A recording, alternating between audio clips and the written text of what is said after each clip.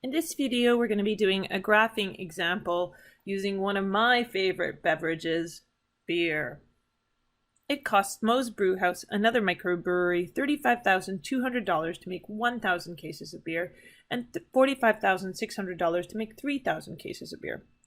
If cost has a linear relationship with the number of cases made, A. Find an equation to calculate the production costs for Moe's Brewhouse based on the number of cases of beer made. And B, how much would it cost to make 5,000 cases of beer? Okay, so what we've been told here is that it costs $35,000 to make 1,000 cases of beer and $45,600 to make 3,000 cases of beer. We've further been told that there is a linear relationship between cost and the number of cases of beer made.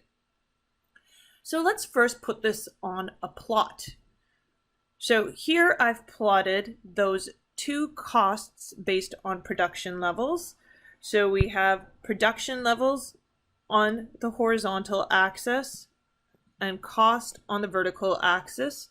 And I can see that for 1,000 cases of beer, I have a cost of $35,200. And I can write this down in Cartesian notation as 1,000, 35,200. And for 3,000 cases of beer, I have a cost of $45,600. Knowing that there's a linear relationship, next I can draw a line between these 2 points. So now to find an equation for this relationship, I have to recognize that this is a linear relationship, so it will fall into the general form of y is equal to a plus bx, where y is indicative of our vertical axis, in this case total cost, and x is indicative of the quantity of beer produced, so I'll use the variable q. When I'm trying to determine what my A and my B values are, that's what I need to solve for to create the equation, I'm always going to start with the slope. So given two coordinates, I can always determine the slope because slope by definition is the rise, how much increase there is vertically, divided by the run, how much increase there is horizontally. So this slope is equal to the rise over the run. Another way I could look at rise over run is that it is equal to the change in the y values, that increase or decrease we see there, divided by the change in the x values. Now the value of our slope is going to be positive when we have an incline like this, positive slope, and negative when we have an incline like this. So how that is factored in is by considering that this is coordinate 1 and this is coordinate 2. That change in y is going to be y2 minus y1 divided by x2 minus x1.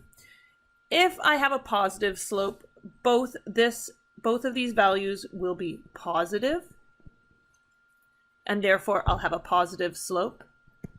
If I have a negative slope, what I'm going to see is that my change in y will be negative, while my change in x will be positive, or vice versa, depending on how I assign my coordinates. But I will end up with a negative slope value when I finish that calculation. Now in this case, we are going to have a positive slope.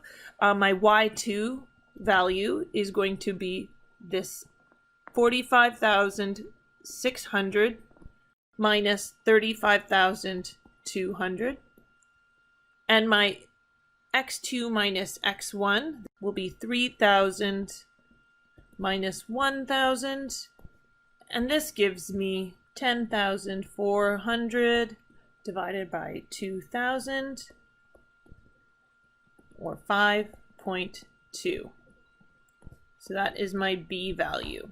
So now I know that total cost is equal to the intercept, which we have yet to calculate, plus 5.2 times the number of cases of beer produced. Next step is to calculate this intercept value, and that is by substituting one of these two coordinates into this equation.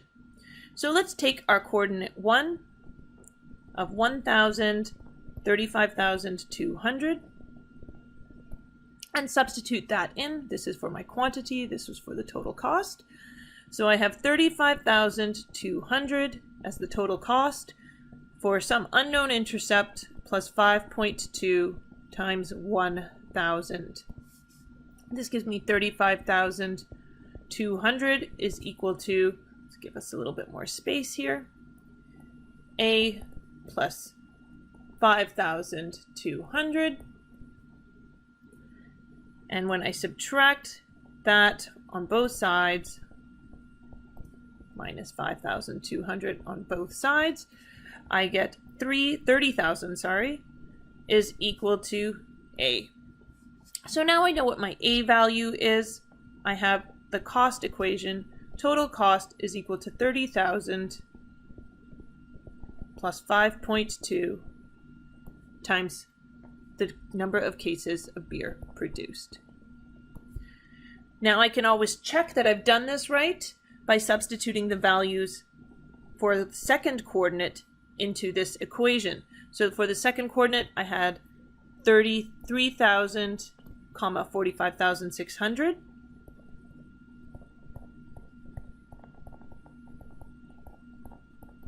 So this is my Q, this is my total cost. So I substitute that into the equation that we just derived here.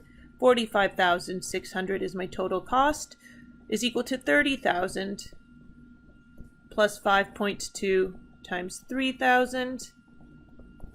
This gives me 30,000 plus 15,600. So 45,600 should be equal to 45,600.